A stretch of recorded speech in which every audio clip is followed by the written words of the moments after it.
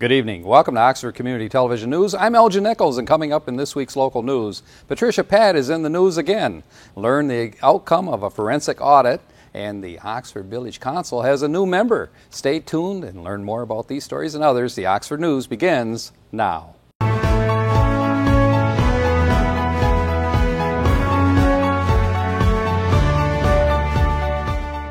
Patricia Patt is in the news again. If you will recall, she was released from the Oxford Village Clerk's position under accusation by Maureen Helmuth that Patt had embezzled money from the village. Last year, Patt went to jury trial and was found not guilty. Oxford Village Council hired a forensic auditor to define where $20,000 in missing revenue went and who may have taken the funds. The auditor's report was just released, and it shows that transactions and recorded entries in question were entered by Patt. In the meantime, Patt has filed a wrongful prosecution suit against Oxford Village, naming Maureen Helmuth and the village manager Joe Young. As this story unfolds, OCTV will continue to follow the story.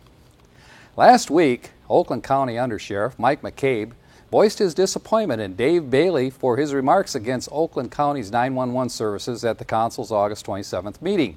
The Undersheriff demanded an apology from Bailey, who is Village Council Pro Tem, and Bailey when he made the statement that unnecessary death is more likely to happen to us if we were with the county than if we are with our own people. Now, Bailey was told that all 60 Oakland County dispatchers were upset over the statement, and McCabe restrained them from showing up at the meeting.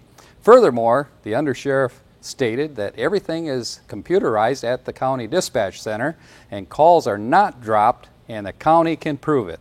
He suggested that any accusation otherwise is misleading and wrong. Some believe that Bailey made this statement to promote his own agenda to keep local Oxford 911 rather than go to the county 911 services, which would have resulted in village savings of over $250,000 per year in tax revenues. Looks like politics are strong and well. Well, maybe not so well in the village of Oxford.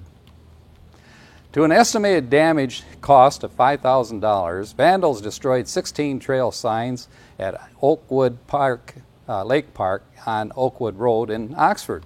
In addition to the sign damage, 20-foot-tall trees were snapped, garbage cans were lit on fire, and one of the playground slides was damaged. An electrical conduit was destroyed on the outside of the restroom wall, and according to Parks and Recreation Director Ron Davis, his department collects the least amount of property taxes of all the township millages, yet they provide the most in terms of services. Davis estimates that vandalism this year alone will cost the Parks and Recreation $25,000 or more.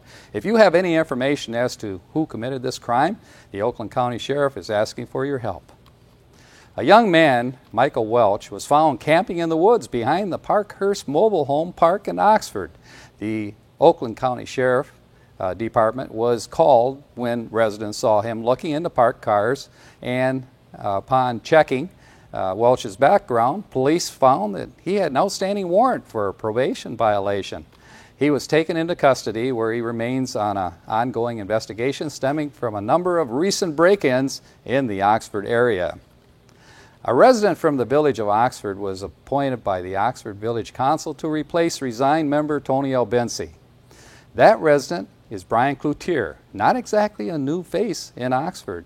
Brian is the director of Oxford's Public Library.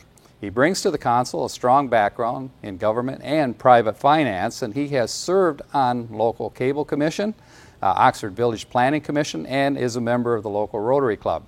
Mr. Cloutier competed for the council position against two other qualified residents, Madonna Van Fossen and Mike Young, both residing in the village. Downtown business owners have spoken. Village Council listened to a packed house as business owners voiced their opposition to the new proposed sign ordinance. The second reading of the new ordinance would have eliminated sandwich board signs for downtown businesses. The ordinance also would have reduced size and restricted how high and where on the window advertising could be placed. Real estate signs would have been defined with more rigid requirements, and the Pollyant Trail Bridge signs and banners would be virtually eliminated. When all had spoken, council members agreed to have the consultant changed the ordinance to reinstate the items discussed. And this is still not a done deal, though. The new ordinance with the new amendments must still be approved at the next council meeting, which is September 24th at 6:30 p.m. It will be held in the council chambers on Burdick Street. An unfortunate accident between a pickup truck and a gravel truck on Lapeer Road, just south of Drainer in Oxford, resulted in the driver of the pickup truck, Jim Hughes, 76, going to the hospital with injuries. The only other occupants in the pickup were two prized dogs, a 10-year-old Springer Spaniel named Mitchell, who was certified therapy dog, and an English Cocker Spaniel. As a therapy dog, Mitchell's main job is to boost hospital patients' emotional health by helping them lower their anxiety levels and lift their spirits. The dog, with his owner, was a frequent visitor at most of our local medical facilities. Mitchell became a local celebrity when the local Oxford Leader newspaper featured a story about his role as a therapy dog in the September 13, 2006 edition. The owner survived. Sadly, both dogs were killed in the accident. That's the local Oxford news for today. If you would like to learn more about these stories and others, you can pick up the latest copy of the Oxford Leader newspaper from your local store. And coming up next, OCTV, Dave Kenny with his Auto Science News, and then I'll be back with your weekly calendar of events. This is Oxford Community Television News. I'm Elgin Nichols. Until next time, remember to always be kind to your friends and neighbors, and thanks for watching. Welcome to this edition of Auto Talk. I'm Dave Kenny, and these stories are taken from the publication Automotive News. In our first story, aged Toyota, who spearheaded Toyota Motor Corporation's expansion into the United States as the automaker's longest-serving president, died September 17th at the age of 100. The cause was heart failure, Toyota Motor said in a statement. During his 57-year career, the younger cousin of Toyota Motors' founder helped reshape a maker of Chevrolet knockoffs into an automaker whose manufacturing efficiency became the envy of General Motors and Ford Motor Company. By the time he stepped down in 1994, the company was assembling Corollas in the United States, had started a luxury brand, and had initiated a project that would develop the world's most successful gasoline-electric vehicle, the Prius. During the 69 years he worked at the company, based in central Japan's Toyota City, it rose from assembling its cars out of parts made by GM to being 16 times more valuable than the Detroit-based automaker. Wow. And in Europe, European car sales fell 5% to 1.4 million units in August, the lowest level since records began in 1990. Despite the Eurozone slump that is keeping customers out of showrooms, General Motors sales rose 1% as an 18% gain by Chevrolet more than offset a 3% decline at the Opel Vauxhall division. Ford's European sales decreased 1% last month.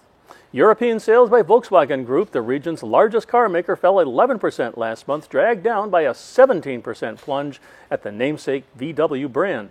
The Audi division sold 6% fewer cars in Europe, and Skoda and Seat brands declined by 5% and 3% respectively. On the financial front, Chrysler planned to file documents the week of September 15th that would allow its minority investor to sell shares in a stock market listing, bringing to a head a battle with majority owner Fiat, which wants to take full control of the business. Fiat wants to buy the 41.5% stake in Chrysler held by VEBA, a healthcare trust affiliated to the United Auto Workers Union, to secure access to cash flow and technology it needs to compete against rivals. But VEBA is not happy with the price Fiat has offered. Although a listing would drag out the sale process for VEBA, it would be hoping to get a better price from investors or force Fiat to increase its offer. Meanwhile, Fiat, which already owns 58.5% of Chrysler, will be hoping the stock market's valuation of the U.S. car maker will show its existing offer is VEBA's best option. Sergio Marchionne said any listing could take place in the last quarter of this year, but was more likely to happen in early 2014 and could delay his plans for a full merger of the two groups. People familiar with the matter have told Reuters that VEBA is seeking more than $5 billion for its stake, which it obtained as part of Chrysler's 2009 bailout. And on the electrification scene, Ford Motor Company will install electric vehicle charging stations at more than 50 of its facilities in the United States and Canada, making it easier for employees to charge their plug-in vehicles while they work. Ford will begin installing the roughly 200 charging stations this year and hopes to finish by mid-2014, says Mike Tinsky, Ford Global Director of Vehicle Electrification Infrastructure. The 220-volt charging stations will be at Ford factories, product development centers, and marketing and sales offices around the country. There are already about 1,700 charging stations at Ford dealerships and company facilities in North America. Charging will be free to employees for the first 4 hours. After that, they'll have to pay. Ford offers 3 plug-in vehicles: the Ford Focus Electric, the C-Max Energy, and Fusion Energy. All can be fully charged in less than 4 hours when plugged into a 220-volt station. Charging takes much longer at a standard 110-volt outlet. Ford's charging stations will be networked together so the company can gather data on electrified vehicle use. And on the car sharing/rental scene, car sharing services are expected to have more than 12 million members worldwide by 2020, up from 2.3 million this year, a report from Navigant Research said. The services, essentially short-term rental operations, provide cheap and easy access to vehicles and have gained popularity among younger drivers. As of July, Zipcard Incorporated of Boston said it has more than 810,000 members and more than 10,000 vehicles in the world. Zipcar operates in the United States, Canada, the United Kingdom, and Spain. Navigant Research of Boulder, Colorado said global revenues produced from car sharing this year are expected to be about $1 billion. That figure is expected to swell to $6.2 billion by 2020. And on the recall front, Honda Motor Company says it's recalling about 405,400 vehicles, including the Odyssey minivan in the United States and 3 other countries, due to a glitch in the computer chip used in the airbag system. Honda is recalling about 342,000 Odysseys from 2003 to 2004 model years in the United States and Canada, as well as 63,400 Acura MDXs from 2003 model year in the United States, Canada, Japan, and Australia. According to Honda, a computer chip in the airbag control unit could malfunction when it receives electrical noise from other parts in the car. As a result, driver and passenger seat airbags could deploy inadvertently, spokesman Tsuyoshi Hojo said. No crashes have been reported related to this glitch, but several cases of injuries, such as abrasions on the hand and fingers, have been reported, he said. Honda is installing an electrical signal filter in the recalled vehicles, which will take about an hour, he said. Well, that's it for this edition of Auto Talk. I'm Dave Kenny, and as always, may the wind be at your back as you cruise down life's highways. Stay tuned to Oxford Community Television, and we'll be right back. Thank you for watching Oxford Community Television. I'm Monique Maxim. Oxford Community School programs are top in the state. The Michigan Association of School Boards recently announced the 2013 Best of Awards. 2 programs from Oxford schools were selected as award recipients. Oxford's Early Learning Center for its 5th Core World Language and Culture program in the Improving Students' Achievement in Language Arts category, and the Lakeville Elementary for its Legacy Team program in the Improving Student Achievement in Student-Created Initiatives category. Both programs will accept their awards on October 26th. Great job, teachers and administrators. Anyone wishing to register their student in our award-winning schools may do so by going to 10 North Washington Street in Oxford, Michigan, or calling 248-969-5019. Oxford High School Jazz Band kicked off its first concert in Lansing last night as part of Marshall Music's 65th year celebration called Marshallpalooza. Jim Gibbons said in honor of their 65th anniversary, they wanted to do a concert at their store in Lansing and wanted to bring in guest artists. Gibbons said they received a call from Marshall Music in late spring asking if the Oxford High School Jazz Band would play with the world-renowned solo jazz classical trumpet player Alan Vusati. The Oxford High School students received a 2-hour clinic. The Oxford High School students received a 2-hour clinic co-sponsored by both Marshall Music and Yamaha Music. What a great time everyone had at the homecoming game. It was great to see so many kids out having fun and so many fans and supporters on the parade route. It rained a little bit, but it let up, and those Wildcats had a great fall evening on the true blue field. Please plan on attending our next PTO meeting. We encourage all parents to attend school PTO meetings. Our meetings provide parents with the opportunity to learn more about the school, to plan school-wide activities and events, and most importantly, become more involved in the education of their child. Please feel free to join us each month. We sure hope to see you there. The next middle school PTO meeting is 10/17 at 9:15 a.m. The elementary and middle school have PTO groups, and the high school has boosters, and we need you. What a better way to spend some time with the family than by supporting the school.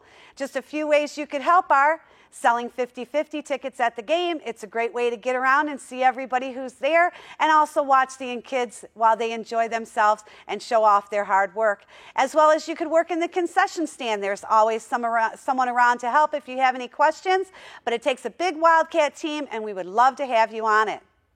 Now, I'd like to go over with some procedures with you, the drop-off, dismissal, and visitation procedures. Our primary goal at Oxford Schools is to ensure that your student is safe. Therefore, it's imperative that we ask you to adhere to our procedural guidelines for dropping off and picking up your student.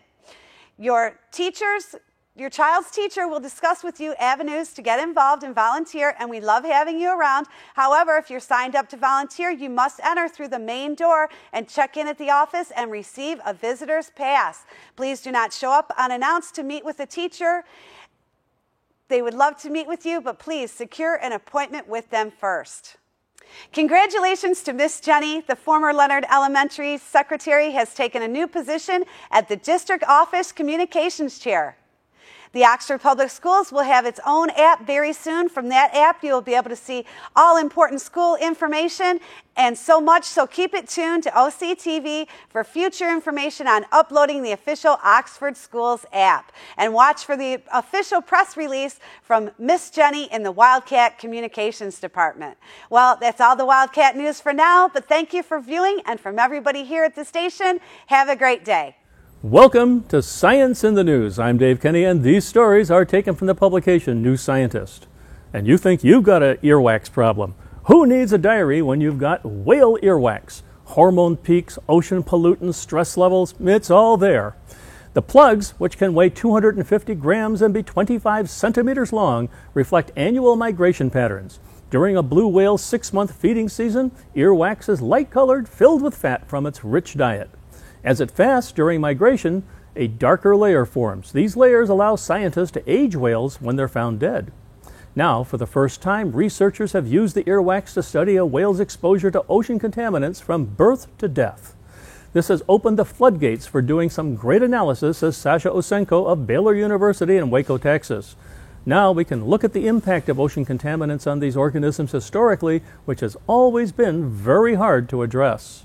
Usenko and Stephen Trumbull, also at Baylor, shaved away at a plug from a 12-year-old male blue whale that was killed in a 2007 boating accident off the coast of California. The layers contained varying concentrations of DDT and flame retardants. Exposure was highest during the first year, probably while the whale was nursing. The plug also contained traces of hormones, which are broken down by the body but don't leave records elsewhere. Testosterone levels peaked at 10 years, marking the beginning of sexual maturity, which can be difficult to determine but is important for conservation efforts. And levels of the stress hormone cortisol increased over the whale's life, possibly because finding food, migrating, and mating all got harder. Usenko says the earwax method means we can look at how exposure to chemicals in the environment alters a whale's stress levels and how exposure today is different from exposure, say, 50 years ago. And from space, some of the ingredients for life may have been shocked into existence. A physical simulation of a comet's impact with a planet shows that the conditions are extreme enough to create amino acids within the comet's ice. Astrobiologists have long wondered whether life or its ingredients could have traveled to Earth on the back of a comet or an asteroid. Comets are known to contain the organic precursors of amino acids, which are the building blocks of proteins. What's more, one comet, Weil 2, was recently shown to contain the simplest amino acid, glycine. But how such an amino acid could form, there is still a mystery. We do, however, know that high-speed impacts are a ubiquitous process as we see impact craters on every solid surface in the solar system, says Mark Price at the University of Kent in the UK. Theoretical studies had suggested that the shock of an impact could rearrange the components of the ice into something more interesting. The idea is that a comet would contain the raw materials for life-building compounds, says Neil Goldman of Lawrence Livermore Laboratory in California, who made the theoretical calculations. When a comet impacts a planetary surface, it creates very high pressures and temperatures. These will then drive the raw materials that already exist in the comet to form more complex things that could be life-building. To find out if this works in practice, Price and colleagues made a model comet ice in the lab containing various amounts of ammonia, carbon dioxide, and methanol. Then they shot the ice with a steel pellet traveling at about 7 kilometers a second to simulate the comet smacking into a planet or another body colliding with the comet. The goop that remained after the ice was evaporated away was analyzed by Price's colleague Zita Martins at Imperial College in London, who found it contained the amino acids alanine and norvaline. This is significant as we now have a simple, realistic mechanism to generate amino acids, Price says. As impacts between icy bodies occur throughout the solar system, then complex organic molecules are also very probably widespread. This is a neat way of suggesting prebiotic material could be produced regardless of the external conditions of the planet, says Goldman. Wow. And up Greenland way, hidden beneath the ice that smothers Greenland, there is a valley to rival the Grand Canyon. At almost twice the length of Arizona's landmark, it once carried a river as large as any in Europe until it was buried by the encroaching ice 3.5 million years ago. Greenland is home to one of Earth's 2 major ice sheets, and the other one being in Antarctica. The ice, several kilometers thick, conceals the underlying landscape, so until recently we did not know much about Greenland's rocks. Now, ice-penetrating radar scanners flown over the sheet by aircraft can reveal the shape of the ground. In the radar images, Jonathan Bamber of the University of Bristol and his colleagues spotted a massive canyon. It stretches for at least 750 kilometers, running from the center of the island to its northern coast. In comparison, the Grand Canyon is only 446 kilometers long. Only. It's not every day or even every decade that one discovers the remains of a river almost twice the length of the Grand Canyon, says Bamber. Where it begins, the canyon is about 200 meters deep, but as it runs north, it deepens to 800 meters. The Mega Canyon helps to explain why the base of Iceland's, or that is to say Greenland's ice sheet, is not very slippery.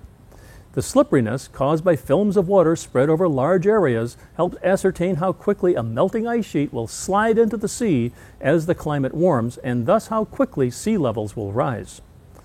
In Greenland, this doesn't happen much because the water drains away through big channels like the Mega Canyon, so melting ice sheets there tend not to drive rapid sea level rises. It's possible that there is something similar under Antarctica, says Bamber.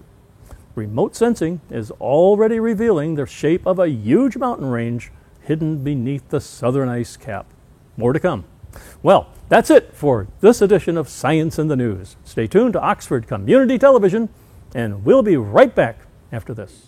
Welcome to another segment of the news we call Your Weekly Calendar of Events, where we feature your weekly calendar of local Oxford and Addison community events, including charity, special fundraisers, and general community information. If you or your organization would like help to get your message out to the public, contact us for detailed information at our studio phone number 248-628-9658, or you can go to our website at occtv.org. On the second Saturday every month, 10 a.m. to 2 p.m., the K9 Rescue League of Oxford will be holding a Dog Adoption Day, sponsored by Pet and Stuff Harvest Time, located on the corner of Drainer and M24 in Oxford.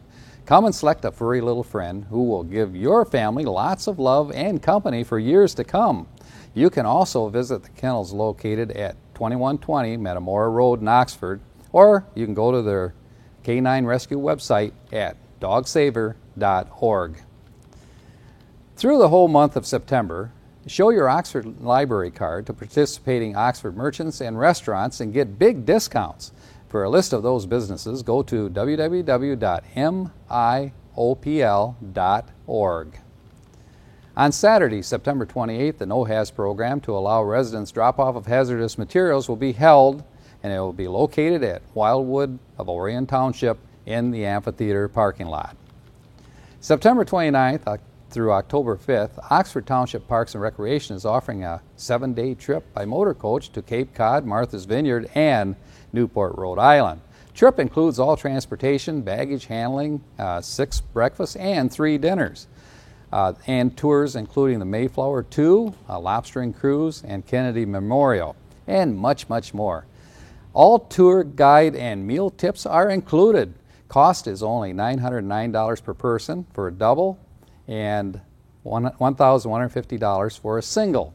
You must have a passport or enhanced driver's license, and for more information, call 248-628-1720. Oxford High School Annual Alumni and Faculty Reunion will be held on October 6th from 1 p.m. to 4 p.m. at the American Legion Building at 130 East Rainer Road in Oxford. You must have until September 30th to get your reservation in. Send your reservation to Bernice Hintz, 1372 Barnes Road, Mayville, Michigan 48744. Or you can call the Oxford American Legion for more information. The Oxford Farmers Market operates every Thursday through October 30th. The market features Michigan-grown produce and products. The Farmers Market is located near the Centennial Park, and when entering downtown Oxford Village, watch for their signs. Saturday, October 19th, 9 a.m. to 3 p.m., come to the Gun Show, sponsored by Oxford Post, 108 East Rainer Road in Oxford. Admission for adults is $5, teens 13 to 18 is $2, and under 12, they're free. Food is available, and for those who wish to display and sell their guns, a 6-foot table is only $10. For more information, call Jim Parkhurst at 248-693-2444 or 248-628-9081. Students, do you need money for college? Did you know the Veterans of Foreign Wars, VFW, gives out over $2 million in college scholarships every year to 10th, 11th, and 12th grade students through their Voice of Democracy Scholarship Contest. All you need to do is write a 3 to 5 minute audio essay on a patriotic theme. And this year's theme is why I'm optimistic about the nation's future. The top national prize is a $30,000 scholarship and a trip to Washington, D.C. To get more information, go to VFW website at vfw.org. The student entry deadline is November 1st, 2013, so don't wait. Get started now. And good luck. A local teacher could be the VFW Veterans of Foreign Wars Teacher Award winner for 2013-14. If you are a teacher, student, supervisor, or interested individual, you can enter your favorite K-5, 6, 8, and 9 through 12 teacher into the 15th Annual Citizenship Education Teacher Award contest, sponsored by Post 334 VFW Ladies Auxiliary. The winner will receive $1,000 for their school, and deadline date for the contest, November 1st, 2013. For more information, call 248-693-6759. Sunday, November 3rd, Oakland Township Historical Society will host their annual Antique Appraisal Day at the Rochester Community House from noon until 4 p.m. Bring your antiques and collectibles to their appraisers who have experience in china, glass, pottery, ceramics, art, guns, furniture, and much, much more. For information, call 248-872-0108. Now, we at Oxford Community TV would like our television viewing public to learn more about your club or organization's special upcoming event or charity. So if you would like to get your special event mentioned on our television show, call us at 248-628-9658, or you can go to our website, occtv.org. A final reminder, check our OCTV viewing schedule for my good friend Bill Service, who always has interesting local stories and interesting interviews, on our Community Access program. This is Oxford Community Television, OCTV. I'm your host, Elgin Nichols. We invite you to join us again for the next segment of your weekly calendar of events.